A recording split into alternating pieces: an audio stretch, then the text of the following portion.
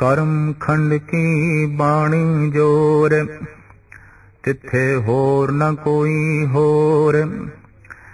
तिथे जोध महाबल सूर, तिन में राम रया भरपूर। तिथे सीतो सीता महिमा माए, ताके रूप न कथने जाए। ना ओए मरे न ठाके जाहे, जिन कै राम वसै मन माहे। तिथे भगत वसे के लो, करे आनंद सचा मन सोए। सच खंड वसै निरंकार, कर कर वेखै नदर निहाल। तिथे खंड मंडल वर भंड, जे को कथे तांत नांत। तिथे लो लो आकार, जिव जिव हुक्म ते त्योकार। वेखै विखै कर विचार, नानक कथना करड़ा सार। करम खंड, बख्शिश दा खंड, रहमत दा खंड। करो जतन जे होए मेहरवाना। साहिब कहते ने यतन कर, उपराले कर, तेरे ते मेहरबानी दी बरखा हो जाए, रहमत दी बारिश हो जाए। ये ठीक है कि उल रहमान उल रहमी रहीम इस्लाम ने कह दिता है, ते बड़ा ही रहम दिल है, रहमत दा सागर है। इसी तरीके नाल गुरु गोबिंद सिंह जी महाराज कहते ने, दो खन देखत है पर देत न हारे। इतनी महान उसकी बख्शिश ते दया है, कमजोरियां ते दोख देखदे होया भी सब कुछ दई जांदा है, झोलियां च पाई जांदा है, भरपूर करी जांदा है।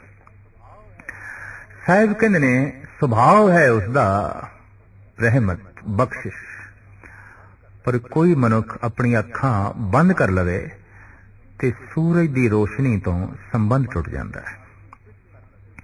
इसे तरीके नाल कोई पिठ कर लवे, कोई चिंतन ही ना करे, ते परमात्मा दी बख्शिश तो वांझिया रह जाता है। उहदी रहमत तो, जिहड़ी बहुत प्रबल रहमत है, उस तो वांझा रह जाता है। ये ते ठीक है कि सूरज दीयां किरणां ते रोशनी उस मनुख दे उत्ते भी पै रही है जिसने अपनी अखां बंद कीतियां ने, पर उस रोशनी तो लाभ उठा सके ये हुण औखा है, क्योंकि अखां इसने बंद कीतियां ने। नास्तिक तो नास्तिक दुष्ट दे उत्ते भी प्रभु दी बख्शिश हो रही है, रहमत हो रही है। चोर ते यार ते भी हो रही है, दुष्ट ते भी हो रही है, जालिम ते भी हो रही है। पर उसदी रहमत तो पूर्ण तौर ते फैज़याब होया जा सके, इहदे कोल पात्रता नहीं है। पात्रता की है? अखां खोलनियां।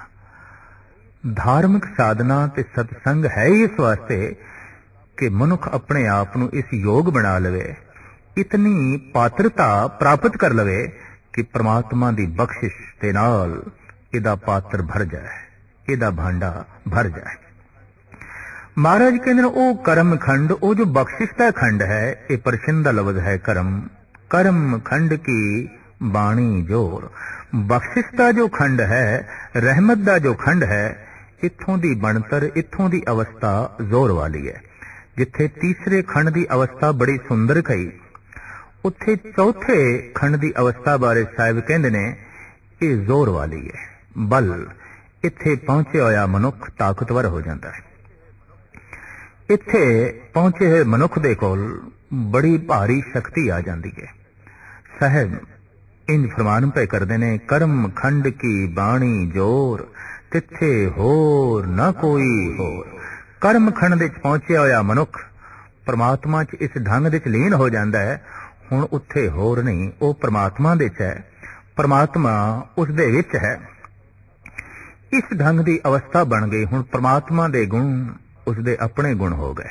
हुण परमात्मा दा स्वभाव उसदा स्वभाव हो गया। हुण परमात्मा दी शक्ति इस ब्रह्म ज्ञानी दी ही शक्ति हो गई। ब्रह्म ज्ञानी सगल श्रेष्ठ का करता।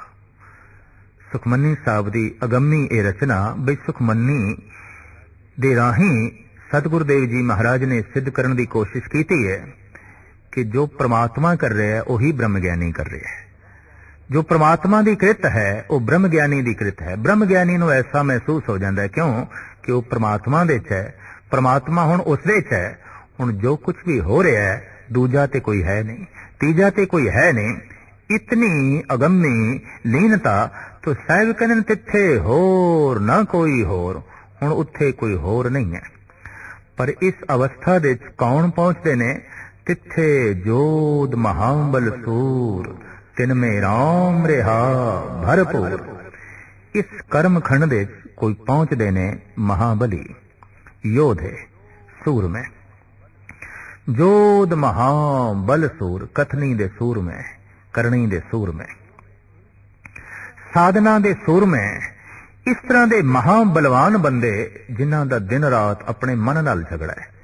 और यह हकीकत है, जो मन नाल झगड़ा नहीं करेगा, अपनी सोचन शक्ति नाल झगड़ा नहीं करेगा, जगत नाल झगड़ा करेगा। और जो अपने आप दे नाल नहीं लड़िया, आखिर इस शक्ति नूं किसी पासे ते खत्म करना है, तो जगत नाल लड़ के शक्ति नूं वो जायल करेगा। पर एक अदुੱਤੀ घटना घटती है, जद बंदा अपने आप दे नाल लड़दा है ते भरपूर शक्तियां दी प्राप्ति हो जाती है, ते जद बंदा जगत नाल लड़दा है तो अपनी शक्ति गवा बैठता है, अपनी ताकत गवा बैठता है। लड़दे भगत भी ने, लड़दे राजनीतिक भी ने। राजनीतिक जगत नाल लड़दे ने, भगत अपने आप नाल लड़दा है। बड़ी कीमती पंक्ति है सर्वलोक ग्रंथ दी। खालसा सो जो करे नित जंग, खालसा सो जो चढ़े तुरंग। खालसा ते वो है जो विचारां दे घोड़े ते असवार होवे, और खालसा वो है जो निता प्रति अपने आप दे नाल जंग करे, अपने आप दे नाल लड़े।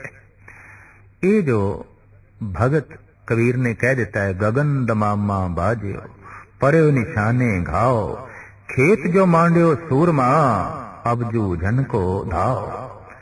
मनुखा जन्म तैनू मिले है जूझन लई, लड़न लई, झगड़न लई, और नहीं लड़ेगा, नहीं झगड़ेगा, हार जाएगा, रह जाएगा, पीछे रह जाएगा। तो जो बाहर नहीं लड़दा, झगड़दा नहीं, संघर्ष नहीं करदा, समाज नाल, जगत नाल, संसार नाल, देखण दे चाया पिछे रह जाता है। पर जो अपने आप दे नाल नहीं लड़दा, झगड़दा नहीं, वो अध्यात्मक मंडल दे पिछे रह जाता है। राजनीतिक जो जगत नूं जित के राजा बनदा है, संत जो अपने मन नूं जित के राजा बनदा है। और सही मायने संत ही राजा है। राजा शब्द तो मुराद रजे होया तृप्त, जिन्हें मन नूं जिते है वही तृप्त है, बाकी ते सारे भुखे ने, बाकी ते सारे कंगाल है। तो जगत नूं जित के सताधारी होना इते बहुत वड्डी हिंसा करके ही हो सकेगा। पर अपने आप नूं जित के ते राम दे सिंघासन ते विराजमान हो जाना, इहदे च कोई हिंसा नहीं। इहदे च जगत दी तामीर है, जगत दी उसारी है, जगत दा कल्याण है, जगत दी सुख ते शांति है। पर हकीकत है कि अपने आप नूं जितना इतना कठिन है कि सारी दुनिया नूं जितण वाला मनुख अपने आप दे हत्थों हार जाता है। सारी दुनिया ते हुक्म चलाने वाला मनुख अपने मन ते हुक्म नहीं चला सकता। मन दा दास है, जगत विच बादशाह है। बाहर हुक्मरान है पर अंदरों गुलाम है। भगत अंदरों भी बादशाह है, बाहरों भी बादशाह है। इस वास्ते कहंदे ने भगत ते हुक्म नहीं किया जा सकता। फकीरां नूं बाबर ने हुक्म किया है कि मेरा पुत्र हुमायूं बीमार है, इहदे लई दुआ करो। ते सारे फकीरां ने दुआ की बई हुमायूं राजी होवे, राजी होवे। पकड़ के गुरु नानक नूं भी लियांदा गया, क्योंकि हुमायूं राजी नहीं होया सी। ते बाबर हुक्म करदा है गुरु नानक ते, ऐ हिंदी फकीर, ऐ गुरु नानक मेरे पुत्र लई दुआ करो। तो सतगुरु कहने लगे, दुआ बादशाह दे हुक्म तो नहीं निकलदी, दुआ संत दी रजा चो निकलदी है, उदी मर्जी चो निकलदी है। ਤੇ ਜਿਸਨੇ ਦੁਆ ਤੇਰੇ ਹੁਕਮ ਦੇ ਤਹਿਤ ਕੀਤੀ ਹੈ ਉਹ ਦੁਆ ਦੁਆ ਹੀ ਨਹੀਂ ਹੈ, ਉਹ ਅਰਦਾਸ ਅਰਦਾਸ ਹੀ ਨਹੀਂ ਹੈ, ਉਹ ਫਲੀਭੂਤ ਨਹੀਂ ਹੋਏਗੀ। ਸਾਰੇ ਫਕੀਰਾਂ ਨੇ ਦੁਆ ਕੀਤੀ ਹੈ, ਤੇਰਾ ਹੁਮਾਯੂੰ ਰਾਜ਼ੀ ਨਹੀਂ ਹੋਇਆ, ਕਿਉਂ ਕਿ ਇਹ ਦੁਆ ਤੇਰੇ ਹੁਕਮ ਤੋਂ ਨਿਕਲੀ ਹੈ। ਤੇ ਬਾਬਰ ਸੁਣ ਲੈ, ਜਿਤਨੇ ਚਿਰ ਤੱਕ ਤੇਰਾ ਹੁਕਮ ਹੈ ਮੇਰੇ ਅੰਤਿਸ਼ ਕਰਨ ਤੋਂ ਦੁਆ ਨਹੀਂ ਨਿਕਲੇਗੀ। ਤੂੰ ਆਪਣੇ ਹੁਕਮ ਨੂੰ ਇੱਕ ਪਾਸੇ ਕਰ, ਮੇਰੀ ਦੁਆ ਹਰ ਇੱਕ ਲਈ ਹੈ, ਸਾਰਿਆਂ ਲਈ ਹੈ। ਪਰ ਜਾਬਰ ਕਹਿੰਦਾ ਨਹੀਂ, ਮੈਂ ਜੇਲ੍ਹ ਦੇ ਸੁੱਟ ਦਿਆਂਗਾ। ਕੁਦਰਤੀ ਗੱਲ, ਜਬਰ ਕੀਤਾ, ਤਸ਼ੱਦਦ ਕੀਤਾ, ਜੇਲ੍ਹ ਦੇ ਗੁਰੂ ਨਾਨਕ ਦੇਵ ਜੀ ਮਹਾਰਾਜ ਨੂੰ ਪਾ ਦਿੱਤਾ ਤੇ ਆਖਿਆ ਨਹੀਂ, ਦੁਆ ਨਹੀਂ ਨਿਕਲੇਗੀ। ਹੁਕਮ ਦੇ ਚੋਂ ਦੁਆ ਨਹੀਂ ਨਿਕਲਦੀ, ਰਜ਼ਾ ਦੇ ਚੋਂ ਦੁਆ ਨਿਕਲਦੀ ਹੈ। ਬਾਬਰ ਜਦ ਪੈਰੀ ਪਿਆ, ਕਦਮਾਂ ਤੇ ਪਿਆ, ਰੋਇਆ ਹੈ, ਅਗੰਮੀ ਕ੍ਰਿਸ਼ਮੇ ਗੁਰੂ ਨਾਨਕ ਦੇ ਵੇਖ ਕੇ ਤੇ ਪ੍ਰਾਰਥਨਾ ਕੀਤੀ ਤੇ ਆਖਿਆ, ਐ ਫਕੀਰ, ਐ ਗੁਰੂ ਬਾਬਾ, ਹੁਣ ਤੇ ਬਖਸ਼ਿਸ਼ ਕਰ। ਸਾਹਿਬ ਕਹਿਣ ਲਗੇ, ਹੋ ਗਈ ਬਖਸ਼ਿਸ਼, ਕਿਉਂਕਿ ਹੁਣ ਤੂੰ ਖੁਦ ਹੀ ਦੁਆ ਕਰ ਲਈ ਹੈ। ਪਹਿਲੇ ਤੂੰ ਹੁਕਮ ਵਿੱਚ ਜੀ ਰਿਹਾ ਸੀ, ਹੁਣ ਤੂੰ ਦੁਆ ਵਿੱਚ ਜੀ ਰਿਹਾ। ਹੁਣ ਤੇਰੇ ਅੰਦਰੋਂ ਦੁਆ ਨਿਕਲੀ ਹੈ ਤੇ ਜਿਤਨੀ ਗਹਿਰੇ ਤਲ ਵਿੱਚ ਤੇਰੇ ਅੰਦਰੋਂ ਇਹ ਦੁਆ ਨਿਕਲੀ ਹੈ, ਯਾਦ ਰੱਖ ਬਾਬਰ, ਇਹ ਵਿਅਰਥ ਨਹੀਂ ਜਾਏਗੀ, ਇਹ ਕੰਮ ਕਰੇਗੀ, ਇਹ ਆਪਣਾ ਜੋ ਹੈ ਅਸਰ ਜਮਾਏਗੀ। ਤੋ ਜੋ ਆਪਣੇ ਆਪ ਨੂੰ ਜਿੱਤ ਲੈਂਦੇ ਨੇ, ਬਸ ਇਹੀ ਸੂਰਮੇ ਨੇ, ਇਹੀ ਮਹਾਬਲੀ ਨੇ। ਇਸ ਵਾਸਤੇ ਸਾਹਿਬ ਕਹਿੰਦੇ ਨੇ, ਇਸ ਅਵਸਥਾ ਵਿੱਚ ਜੋ ਪਹੁੰਚੇ ਨੇ ਉੱਤੇ ਮਹਾਬਲੀ ਨੇ। ਤਿੱਥੇ ਜੋਧ ਮਹਾਬਲ ਸੂਰ, ਤਿਨ ਮੇ ਰਾਮ ਰਿਹਾ ਭਰਪੂਰ। ਉਹਨਾਂ ਦੇ ਰੋਮ ਰੋਮ ਵਿੱਚ ਰਾਮ ਭਰਪੂਰ ਹੈ, ਸਮਾਇਆ ਹੋਇਆ। ਉਹ ਰਾਮ ਵਿੱਚ ਐਸੇ ਲੀਨ ਨੇ, ਤਿੱਥੇ ਸੀਤੋ ਸੀਤਾ ਮਹਿਮਾ ਮਾਏ। ਉਹਨਾਂ ਨੇ ਆਪਣੇ ਆਪ ਨੂੰ ਪ੍ਰਮਾਤਮਾ ਦੇ ਵਿੱਚ ਇਸ ਢੰਗ ਨਾਲ ਓਤ ਪ੍ਰੋਤ ਕੀਤਾ ਹੈ, ਭਾਵ ਸੀ ਲਿਆ। ਮਹਾਰਾਜ ਕਹਿੰਦੇ ਨੇ ਕਿ ਉਹਨਾਂ ਦੇ ਰੂਪ ਹੁਣ ਬਿਆਨ ਹੀ ਨਹੀਂ ਕੀਤੇ ਜਾ ਸਕਦੇ, ਇੱਕ ਮਿਕ ਹੋ ਗਏ ਨੇ, ਤਾਂ ਕਿ ਰੂਪ ਨਾ ਕਥਨੇ ਜਾਏ। ਪ੍ਰਮਾਤਮਾ ਦੇ ਵਿੱਚ ਐਸੇ ਓਤ ਪ੍ਰੋਤ ਹੋਏ ਨੇ, ਪ੍ਰਮਾਤਮਾ ਦੇ ਨਾਲ ਉਹਨਾਂ ਨੇ ਆਪਣੇ ਆਪ ਨੂੰ ਐਸਾ ਸੀ ਲਿਆ, ਇੱਕ ਮਿਕ ਕਰ ਲਿਆ। ਜਿਤਨਾ ਹੁਣ ਪ੍ਰਮਾਤਮਾ ਸੁੰਦਰ ਹੈ ਉਤਨੇ ਹੀ ਸੁੰਦਰ ਹੋ ਗਏ ਨੇ।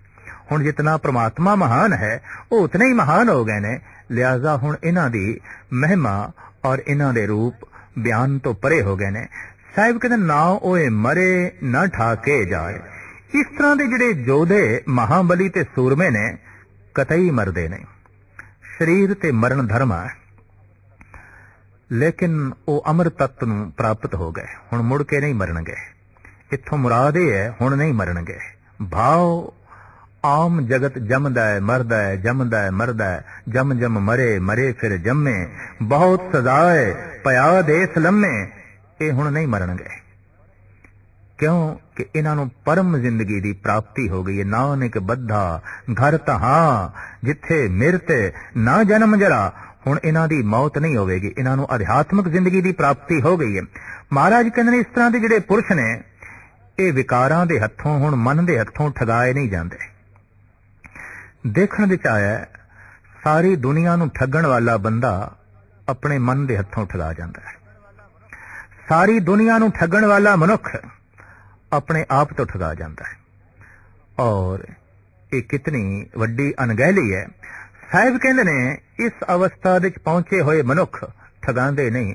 ਇਹਨਾਂ ਨੂੰ ਕ੍ਰੋਧ ਨਹੀਂ ਠੱਗ ਸਕਦਾ, ਇਹਨਾਂ ਨੂੰ ਲੋਭ ਨਹੀਂ ਠੱਗ ਸਕਦਾ, ਇਹਨਾਂ ਨੂੰ ਤ੍ਰਿਸ਼ਨਾ ਨਹੀਂ ਠੱਗ ਸਕਦੀ, ਇਹਨਾਂ ਨੂੰ ਮੋਹ ਨਹੀਂ ਠੱਗ ਸਕਦਾ, ਇਹਨਾਂ ਨੂੰ ਅਹੰਕਾਰ ਤੇ ਕਾਮ ਨਹੀਂ ਠੱਗ ਸਕਦਾ, ਇਹਨਾਂ ਨੂੰ ਝੂਠ ਤੇ ਨਿੰਦਾ ਠੱਗ ਨਹੀਂ ਸਕਦੀ।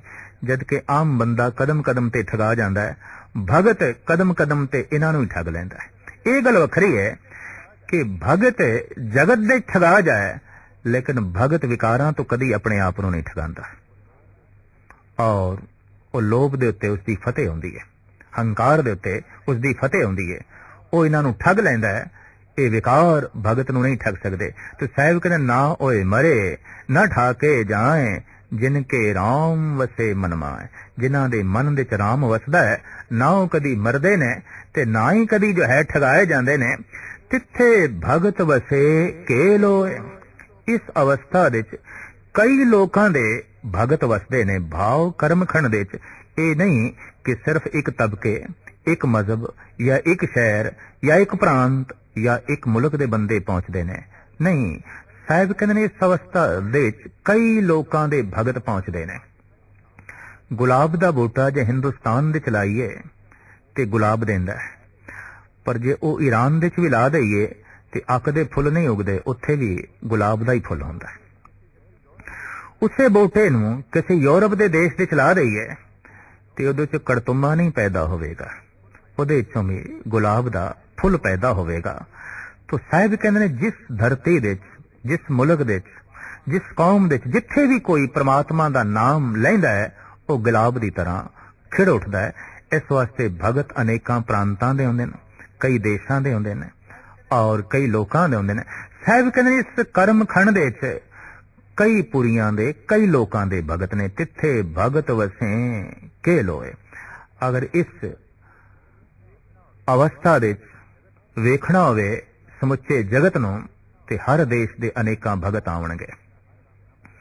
ਹਰ ਦੇਸ਼ ਨੇ ਅਨੇਕਾਂ ਬ੍ਰਹਮ ਗਿਆਨੀ ਖੁਦਾ ਤਰਸ ਔਰ ਖੁਦਾ ਸ਼ਨਾਸ ਫਕੀਰ ਪੈਦਾ ਕੀਤੇ ਨੇ। ਹਰ ਦੇਸ਼ ਨੇ ਸੰਤ ਤੇ ਭਗਤ ਪੈਦਾ ਕੀਤੇ ਨੇ। ਅਗਰ ਇੱਕ ਮੁਲਕ ਇਸ ਢੰਗ ਦਾ ਦਾਅਵਾ ਕਰੇ ਸਾਡੇ ਦੇਸ਼ ਦੇ ਸੰਤ ਪੈਦਾ ਹੋਏ ਨੇ, ਭਗਤ ਪੈਦਾ ਹੋਏ ਨੇ, ਤਾਂ ਇਸ ਦਾ ਇਹ ਮਤਲਬ ਨਹੀਂ ਕਿਸੇ ਹੋਰ ਦੇਸ਼ ਵਿੱਚ ਕੋਈ ਸੰਤ ਪੈਦਾ ਹੀ ਨਹੀਂ ਹੋਇਆ, ਭਗਤ ਪੈਦਾ ਹੀ ਨਹੀਂ ਹੋਇਆ। ਹਰ ਦੇਸ਼ ਦੇ ਹਰ ਯੁੱਗ ਦੇ भगत पैदा होंदे ने, हर जुग जुग भगत उपाया पैज रखदा आया राम राजे। अगर कोई ये भी आखे कि सतयुग दे भगत होए ने हुण नहीं, साहिब कहंदे नहीं, हर युग दे भगत होंदे ने, हर समय दे भगत होंदे ने। जैसे हर समय दे सूरज होया, चंद्रमा होया, हर समय दे फुल खिड़दे ने। जी अज तो हजारां साल पहले फुल खिड़दे सन तां हुण भी फुल खिड़दे ने। ये ठीक है कि अज तो हजारां साल पहले भी कंडे सन, अज भी कंडे ने। तो भगत जे अज तो हजारां साल पहले सन तां हुण भी ने, ते जे शैतान अज तो हजारां साल पहले सन तां हुण भी ने। हरनाकश पहले भी सी हुण भी है, प्रहलाद पहले भी सन हुण भी है, राम पहले भी सी हुण भी है, रावण पहले भी सन हुण भी ने। अनेकां दी असमत लुटण वाले, अनेकां नूं तबाह ते बर्बाद करन वाले अज भी मौजूद ने। इत्थे हर युग दे चाहुंदे ने, हर समय दे चाहुंदे ने और हर थां ते आउंदे ने। साहिब कहंदे ने तिथे भगत वसे के लोए। इस अवस्था दे कई लोकां दे भगत आके वसदे ने, भाव कर्म खंड दे पहुंचदे ने।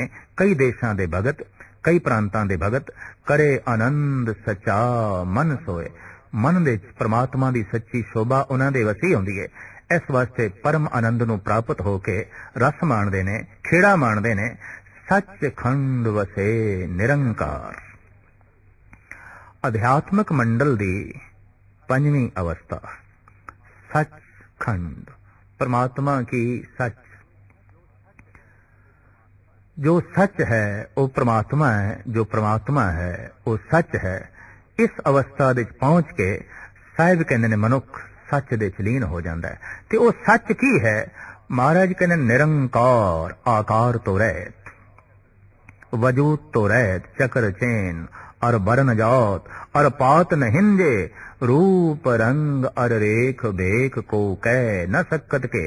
ऐसा जो निरंकार है, ऐसा जो सच है, ओदे भगत जद लीन होंदे ने ते इस तरह दे भगत नूं कहंदे ने सचखंड वासी हो गए। बड़ा कीमती शब्द है जो असी मुर्दियां नाल जोड़ के रख दिता है। कोई मर जाए तो असी कह देने हैं फलाना सचखंड वासी हो गया। नहीं, जो जीवदियां जी परमात्मा च लीन होया है, सच दे च लीन होया है, ਉਹੀ सचखंड वासी है। तो साधना करदियां करदियां जिहदी सुरत पंजवें खंड दे पहुंची, उस पंजवें खंड नूं ही साहिब कहंदे ने सचखंड। सचखंड वसे निरंकार, कर कर वेखै नदर निहाल। उत्थे उसनूं ऐसा महसूस होंदा है कि परिपूर्ण परमात्मा सारियां ते निगाह कर रहा है, सारियां ते दृष्टि कर रहा है और अपनी दृष्टि दे राहीं सारियां नूं निहाल कर रहा है, सारियां नूं महान बना रहा है। तिथे खंड मंडल वरभंड, उत्थे उसनूं ऐसा महसूस होंदा है अनेकां ही खंड ने, अनेकां ही ब्रह्मंड ने। भाव खंड दे ब्रह्मंड दे छोटे छोटे टुकड़े ने और उन्हां सारियां दे भगत ने ते भगतां दे परमात्मा है। परमात्मा दी मेहर भरी दृष्टि सारे पासे व्यापक होके विचर रही है। जे को कथे ता अंत ना अंत। हुण इस सचखंडमई अवस्था दा अगर कोई कथन करे ता अखीरला शब्द उदी रचना तो ये निकलेगा कोई अंत नहीं, कोई अंत नहीं, बेअंत है, ਬੇਅੰਤ ਹੈ, ਬੇਅੰਤ ਹੈ। ਤਿੱਥੇ ਲੋ ਲੋ ਆਕਾਰ, ਉੱਥੇ ਕਈ ਲੋਕਾਂ ਦੇ ਆਕਾਰ ਦਿਖਾਈ ਦਿੰਦੇ ਨੇ। ਭਾਵ ਸੱਚਖੰਡ ਵਿੱਚ ਪਹੁੰਚ ਕੇ ਮਨੁੱਖ ਨੂੰ ਜਦ ਅਨੇਕਾਂ ਖੰਡਾਂ ਬ੍ਰਹਿਮੰਡਾਂ ਦਾ ਬੋਧ ਹੁੰਦਾ ਹੈ ਤਾਂ ਉਸ ਨੂੰ ਪਤਾ ਚੱਲਦਾ ਜੀਵਨ ਕਈ ਤਰ੍ਹਾਂ ਦਾ ਹੈ, ਜ਼ਿੰਦਗੀ ਕਈ ਤਰ੍ਹਾਂ ਦੀ ਹੈ, ਔਰ ਕਈ ਤਰ੍ਹਾਂ ਦੇ ਲੋਕ ਨੇ, ਕਈ ਤਰ੍ਹਾਂ ਦੇ ਮਨੁੱਖ ਨੇ, ਔਰ ਕਈ ਤਰ੍ਹਾਂ ਦੇ ਬੇਸ਼ਤਰ ਜੋ ਹੈ ਜੀਵ ਨੇ, ਅਨੇਕਾਂ ਆਕਾਰ ਨੇ, ਅਨੇਕਾਂ ਹੀ ਉਹਨਾਂ ਦੇ ਜੀਵਨ ਦੇ ਜੋ ਹੈ ਢੰਗ ਨੇ। ਇਹ ਸਿਰਫ ਉਸਦੇ ਸੋਚ ਮੰਡਲ ਦੇ ਚ ਹੀ ਨਹੀਂ ਉਸ ਨੂੰ ਦਿਖਾਈ ਦੇ ਰਿਹਾ ਹੁੰਦਾ ਹੈ। ਗਿਆਨ ਖੰਡ ਦੇ ਵਿੱਚ ਉਸਦੀ ਸੋਚ ਮੰਡਲ ਵਿੱਚ ਆਉਂਦੇ ਨੇ, ਪਰ ਸੱਚਖੰਡ ਵਿੱਚ ਉਹਨੂੰ ਸਭ ਕੁਝ ਦਿਖਾਈ ਦੇ ਰਿਹਾ ਹੈ, ਉਹਨੂੰ ਸਭ ਕੁਝ ਮਹਿਸੂਸ ਹੋ ਰਿਹਾ ਹੈ। ਜਿਉਂ ਜਿਉਂ ਹੁਕਮ ਤਿਵੇਂ ਤਿਉਂ ਕਾਰ। ਫਿਰ ਉਸ ਨੂੰ ਐਸਾ ਮਹਿਸੂਸ ਹੁੰਦਾ ਹੈ ਜਿਵੇਂ ਜਿਵੇਂ ਸਾਰਿਆਂ ਦੇ ਉੱਤੇ ਪ੍ਰਮਾਤਮਾ ਆਪ ਹੁਕਮ ਕਰ ਰਿਹਾ ਹੈ, ਤਿਵੇਂ ਤਿਵੇਂ ਜੀਵ ਉਹ ਕੰਮ ਕਰ ਰਹੇ ਨੇ, ਤਿਵੇਂ ਤਿਵੇਂ ਉਹਨਾਂ ਦਾ ਉਹ ਜੀਵਨ ਦਾ ਢੰਗ ਹੈ। ਸਭ ਕੁਝ ਪ੍ਰਮਾਤਮਾ ਦੇ ਵਿੱਚ ਹੈ, ਪ੍ਰਮਾਤਮਾ ਸਭ ਜੀਵਾਂ ਦੇ ਵਿੱਚ ਹੈ, ਔਰ ਉਸ ਦੀ ਸਤਾ ਦੇ ਨਾਲ ਸਭ ਕੁਝ ਹੋ ਰਿਹਾ ਹੈ। ਇਸ ਤਰ੍ਹਾਂ ਦਾ ਸੱਚਖੰਡ ਵਿੱਚ ਪਹੁੰਚੇ ਹੋਏ ਮਹਾਤਮਾ ਨੂੰ ਬੋਧ ਹੁੰਦਾ ਹੈ, ਉਹਨੂੰ ਮਹਿਸੂਸ ਹੁੰਦਾ ਹੈ। ਵੇਖੇ ਵਿਕਸੈ ਕਰ ਵਿਚਾਰ, ਸਾਰਿਆਂ ਨੂੰ ਵੇਖ ਕੇ ਤੇ ਸਾਰਿਆਂ ਦੀ ਵਿਚਾਰ ਕਰਕੇ ਪਰਿਪੂਰਨ ਪ੍ਰਮਾਤਮਾ ਵਿਕਸਦਾ ਹੈ, ਖੇੜੇ 'ਚ ਆਉਂਦਾ ਹੈ, ਖੁਸ਼ ਹੁੰਦਾ ਹੈ। ਸਭ ਕੁਝ ਉਸਦੇ ਹੁਕਮ ਦੇ 'ਚ ਹੈ, ਔਰ ਸਭ ਕੁਝ ਉਹਦੀ ਦ੍ਰਿਸ਼ਟੀ ਦੇ 'ਚ ਹੈ। ਤੇ ਜੈਸੇ ਆਪਣੀ ਦ੍ਰਿਸ਼ਟੀ ਦੇ 'ਚ ਸਭ ਕੁਝ ਵੇਖਦਾ ਹੈ, ਸਾਹਿਬ ਕਹਿੰਦੇ ਨੇ ਉਹ ਵਿਕਸਦਾ ਹੈ, ਉਹ ਖੇੜੇ 'ਚ ਆਉਂਦਾ ਹੈ, ਕਿਉਂਕਿ ਖੇੜਾ ਉਸਦਾ ਸੁਭਾਅ ਹੈ, ਵਿਕਾਸ ਉਸਦੀ ਜ਼ਿੰਦਗੀ ਹੈ। ਹੁਣ ਇਸ ਸਭ ਕੁਝ ਦਾ ਵਰਣਨ ਕਰਨਾ ਇੰਜ ਹੈ, ਨਾਨਕ ਕਥਨਾ ਕਰੜਾ ਸਾਰ। ਇਸ ਨੂੰ ਕਥਨ ਕਰਨਾ ਐਸਾ ਹੈ ਜੈਸੇ ਲੋਹਾ ਚਬਾਣਾ ਹੋਵੇ। ਤਾਂ ਹੁਣ ਕੌਣ ਇਹਨਾਂ ਦੰਦਾਂ ਦੇ ਨਾਲ ਲੋਹਾ ਚਬਾਵੇ? ਨਾਨਕ ਕਥਨਾ ਕਰੜਾ। ਇਹ ਕਥਨ ਕਰਨਾ ਅਤਿਅੰਤ ਕਰੜਾ ਹੈ, ਅਤਿਅੰਤ ਸਖਤ ਹੈ। ਕਿੰਨਾ ਕੁ ਸਖਤ ਹੈ? ਸਾਰ, ਜਿੰਨਾ ਕਿ ਲੋਹਾ ਸਖਤ ਹੈ। ਤੋ ਜਿਵੇਂ ਲੋਹੇ ਨੂੰ ਮੂੰਹ ਵਿੱਚ ਪਾਣਾ ਤੇ ਚਬਾਣਾ ਕਠਨ ਹੈ, ਬਹੁਤ ਕਠਨ ਹੈ, ਇਸ ਤਰ੍ਹਾਂ ਦੀ ਇਸ ਕਰੜੀ ਅਵਸਥਾ ਨੂੰ, ਇਸ ਕਰੜੀ ਗੱਲ ਨੂੰ, ਇਸ ਮਹਾਨ ਗੱਲ ਨੂੰ ਬਿਆਨ ਕਰਨਾ ਆਪਣੀ ਜ਼ਬਾਨ ਦੇ ਰਾਹੀਂ ਕਠਨ ਹੈ, ਕਠਨ ਹੈ। ਜਦ ਵੀ ਕੋਈ ਸੱਚਖੰਡ ਵਿੱਚ ਪਹੁੰਚਿਆ ਉਹਨੇ ਇਹੀ ਕਹਿ ਦਿੱਤਾ ਹੈ ਕਿ ਕਹੋ ਕਬੀਰ ਗੂੰਗੇ ਗੁੜ ਖਾਇਆ, पूछे तो क्या कहिए, बिस्म बिस्म बिस्मे ही भैया, लाल गुलाल रंगारे, कहो नानक संतन रस आई है, ज्यों चाख गूंगा मुस्कारे। भाई साहब, भाई नंदलाल कहने मगो अजहाले लैली, बादले शौरी दा ऐ गोया। नंदलाल दे पागल दिल नू लैला दा किस्सा ना सुनाओ, संसार दा किस्सा ना सुनाओ, कि शराए किस्सा है मजनू, मरा दीवाना में साजद। मैं ते मजनू दा किस्सा ही सुन के, मैं ते परमात्मा दा किस्सा ही सुन के पागल हो गया। हुण मेरे मन विच होर कोई ताब नहीं रही कि तू लैला दी दास्तां सुनावे। मैं ते मजनू दी गल सुन के ही जुड़ गया, मैं ते रब दी गल सुन के ही रब नाल जुड़ गया। हुण संसार दी गल सुनन दी मेरे विच ताब नहीं रही, हुण मेरे विच हिम्मत नहीं रही। मगो अजहाले लैली, बादले शौरी दा है गोया, कि शराए किस्सा है मजनू मरा दीवाना में साजद। इस दीवानगी दे उस दीवानमई अवस्था नूं, उस पागलमई अवस्था नूं, उस समाधि लीन अवस्था नूं बयान करना इंज है। साहिब कहंदे ने जिवें दंदां दे नाल लोहे नूं चबाणा होवे, तो जैसा लोहा चबाणा कठिन है, सचखंड दी पूर्ण अवस्था नूं ਜ਼ਬਾਨ ਨਾਲ ਬਿਆਨ ਕਰਨਾ ਅਤਿਅੰਤ ਕਠਿਨ ਹੈ। ਸੱਚ ਦੇ ਚ ਲੀਨ ਹੋਣਾ ਮਨੁੱਖੀ ਜ਼ਿੰਦਗੀ ਦਾ ਧੇਅ ਹੈ। ਸੱਚ ਦੀ ਪ੍ਰਾਪਤੀ ਕਰ ਲੈਣਾ ਮਨੁੱਖ ਦੀ ਮੰਜ਼ਿਲੇ ਮਕਸੂਦ ਹੈ। ਸੱਚ ਸਰੂਪ ਹੋ ਜਾਣਾ ਸਮਝ ਲਓ ਲਕਸ਼ ਦੀ ਪ੍ਰਾਪਤੀ ਹੋ ਗਈ। ਤੇ ਸੱਚ ਦੇ ਚ ਲੀਨ ਹੋਏ ਮਨੁੱਖ ਦੀ ਇਹ ਪਹਿਚਾਣ ਉਹਨੇ ਮਿਟ ਗਏ। ਸਫਲ ਸਫਲ सफल भई यात्रा, आवन जान रहे मिले सादा। जो सच दे च लीन होया, संसार ते आवना उसदा सफल हो गया, सफल हो गया। जीवन यात्रा सफल हो गई, क्योंकि सच दे च लीन हो गया, सच दी प्राप्ति हो गई। सच आनंद है, सच व्यापक है, सच समान है, सच त्रिगुण अतीत है, और सच सर्व शक्तिमान है। सच दे विच सचियार ही लीन हो सकता है, ਤੇ ਸਚਿਆਰ ਹੀ ਕਰਤਾਰ ਦਾ ਰੂਪ ਹੁੰਦਾ ਹੈ, ਨਿਰੰਕਾਰ ਦਾ ਰੂਪ ਹੁੰਦਾ ਹੈ। तो पहली पौड़ी के अंदर गुरु बाबे ने मनुख की इस मूल समस्या का जिक्र किया है कि वह सचियारा होइए कि वह कूड़ है टुटे पाल, किवें झूठ की कंध टुटे ते किवें सचियार होया मनुख सच दे च लीन होके निरंकार दा रूप होवे, सचियार दा रूप होवे, आनंद दा सोमा बने। तो बाकी दियां पौड़ियां दे सहजे सहजे मनुख की सुरत नूं उच्चा करके उत्थे लै जाया गया है, जिसनू आख्या गया है सच खंड वसे निरंकार कर कर वेखे नदर निहाल। दरअसल जपजी साहब दे मूल गल्लां भी ये तिन ने कि किवें मनुख सचियार होवे ते सचियार होण दी मूल साधना की है ते साधना तो बाद उपलब्धि की है। तो जप ते सच दा ही करना है। आद सच जुगाद सच है भी सच नानक होसी भी सच। सचियार होण लई ते सच दे च लीन होण लई जप रसना नाल करना है। एक दू जीबो लख होवे लखवीस, लख लख गेड़ा आखिए एक नाम जगदीश। जो जगदीश दा एक नाम इस तरह रसना नाल उचारण करदा जांदा है, जपदा जांदा है, जपदा जांदा है, सहजे सहजे सुरत एक दिन उस ठिकाने ते पहुंचदी है जिन्हों कहते हैं सचखंड, ते जिहदे च पहुंच के ही परम आनंद दी उपलब्धि हो जाती है, मनुख नूं अपना ठिकाना मिल जाता है। तो जपजी साहब दी मूल व्याख्या और प्रेरणा यही है कि किसी ढंग नाल मनुख सच दे च लीन हो सके ते सच ही परमात्मा है, सच ही आनंद है, सच ही खेड़ा है, सच ही मस्ती है और झूठ दुख है, झूठ अंधकार है, झूठ कलेश है। झूठ एक व्यापक कलह है। जितना झूठा मनुख होवेगा उतना कलेश विच होवेगा और जितनी मात्रा दे उसदे कोल सच होवेगा उतनी मात्रा दे उसदे कोल सुख होवेगा। अगर वो पूर्ण तौर ते सचियार हो गया है तो फिर पूर्ण आनंद उसदे अंतःकरण विच विराजमान होके वो पूर्ण दा रूप ही हो जाएगा, निरंकार दा रूप ही हो जाएगा।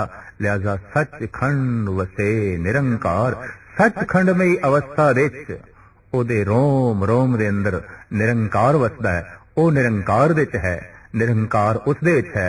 और इस तरह की आनंदमई अवस्था नूं माण के उन्हों महसूस होंदा है कि उस सच दे विच ही सब कुछ है, अनंत दुनिया है, बहुत वड्डा पसारा है।